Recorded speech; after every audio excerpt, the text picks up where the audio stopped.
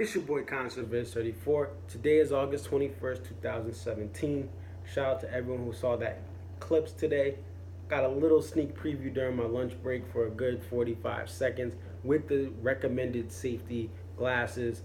But what was even better than the clips today on the 21st was a show back on yesterday, August 20th. It was a Sunday here in Hartford, Connecticut. And John Mayer, Connecticut's pride and joy in live music, came to his home state to jam out for a couple hours.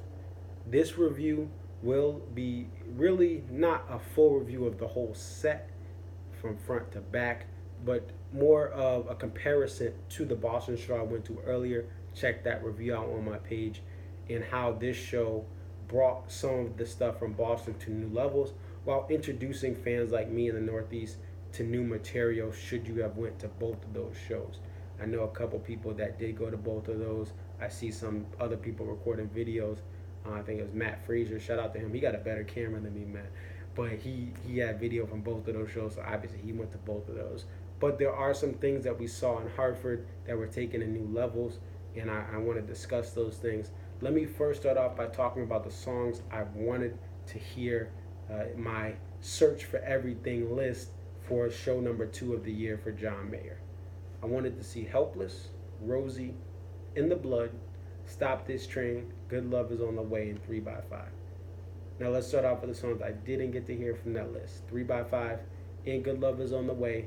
None of those songs were played for the Hartford show. It's all right. I'm glad that other fans are getting those songs. 3x5 has been played. Good Love Is on the Way has been played with the trio set. And that is awesome. These great songs are still getting play in 2017. Songs I did get to hear, first one is Helpless. Helpless started off the show. It was amazing. It was just as I had hoped it would be. I did not go to this. I missed it by one show in April. It was in New York City at MSG, Madison Square Garden, the world's most famous arena. They played it there, didn't play it in Boston. So I got it for Hartford, and it was great. A lot of great soloing possibilities for years to come for Helpless, and the energy it brings to the live show is a reason why it should have staying power even past this tour. Next song, Rosie. Rosie is a direct influence of John joining up with members of the Grateful Dead for Dead and Company and learning Jerry Garcia's playing styles and techniques.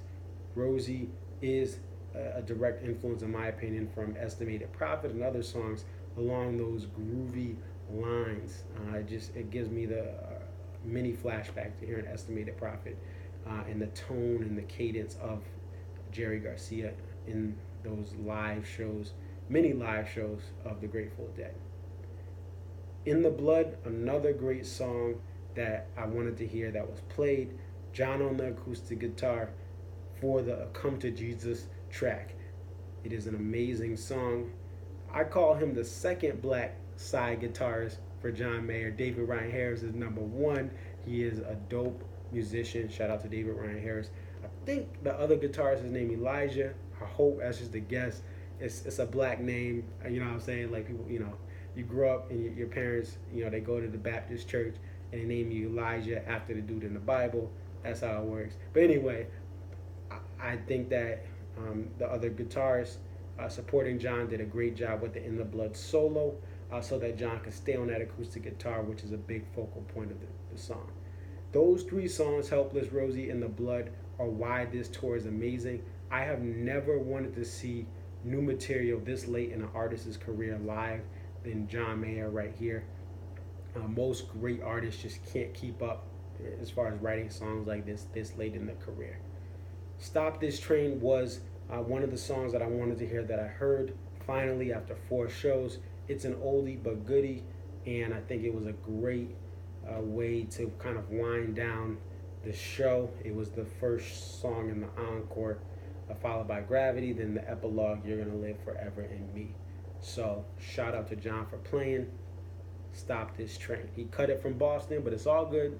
It's all good. We forgive you, John. We saw the set list, and you did not play Stop This Train, even though the set list you posted the next night show, Stop This Train, we're good. I forgive you. It's in the blood. It'll wash out in the water, whatever. We're good.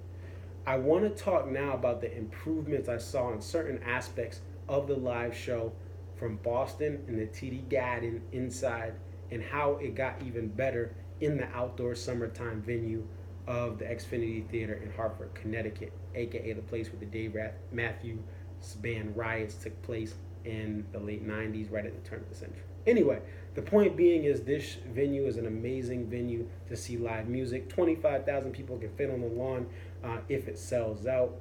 And there's about 6,700 seats in the amphitheater. I was really nice and close up there in the 200 section. Section 200 is the front. There is no...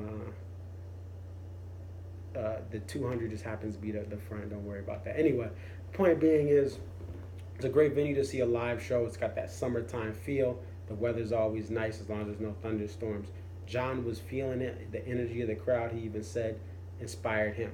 So some things that were better. The soloing overall in songs like Changing. Changing was amazing in Boston. John whipped out the PRS Rent-A-Strat version, as I call it. It looks just like a Fender Stratocaster. And he brought it back for Hartford in Changing with the extended outro. He's played both times, just sounded a little bit better. A little more energy, just more passion, and I loved that. And I think it's really underrated, the song John plays, Changing, one of the new songs. When he plays that outro, man, it's just got so much open space that he fills with his nice effects and delay and tone. So great improvement from Boston. Gravity, another song that stepped this game up just a little bit. Gravity is always great live, but John just was a little bit better here in Hartford compared to Boston. The acoustics and the sound was just a little bit better from this venue that is for music, unlike the TD Garden. And he also had that Dreams to Remember kind of part that he adds to that song Gravity when it's live, and it was just amazing in Hartford. Slow Dancing in a Burning Room, another song that just, it's amazing. It was good in Boston, but it just, when you hear it in a nice summer night and the stars are behind you, it's even better. And it was just a song that was just even better. Now, I just kind of want to wrap this tour up in this touring year for John Mayer with the bow. This is one of the biggest summers, biggest years overall, spring, summer, fall, winter, whatever. It's going to be one of the biggest years in John Mayer's career. Why? Because he searched for everything and got everything. He played with the Grateful Dead in many different venues, and he converted a lot of deadheads going to these shows, talking to people I know that hated John Mayer before he started playing with the Grateful Dead. He's converted many deadheads to his fan base, and playing songs like Next Time You See Me and playing a lot of other bluesy songs. He has converted many fans from other factions of the music industry and fandom that he didn't have before. The other thing about this tour, in between, he sandwiched the Dead and Company shows with multiple legs of his solo touring. He's been overseas already. He'll go back to other parts of the world later this fall, and he's also been around the States for a double victory lap between doing the arena shows and then coming back and doing some more arena shows mixed in with amphitheaters. This is the best year of John Mayer. And then finally, the thing that makes this year for his solo touring is the variety of this tour. He has a full band portion, followed by an acoustic portion, followed by the John Mayer trio, where for the first time ever, you get to go to a John Mayer show, and then the trio has its own moment to shine. Three guys who are incredibly talented, that have incredible chemistry, that have brought their trio back after years of kind of not being fully together. Amazing part of it. And then you go back to the full band, where John comes back and has his full band out there to kill it for the rest of the night. And most times he closes with a nice piano piece, You're Gonna Live Forever in Me, or sometimes it's Gravity. That's the last song.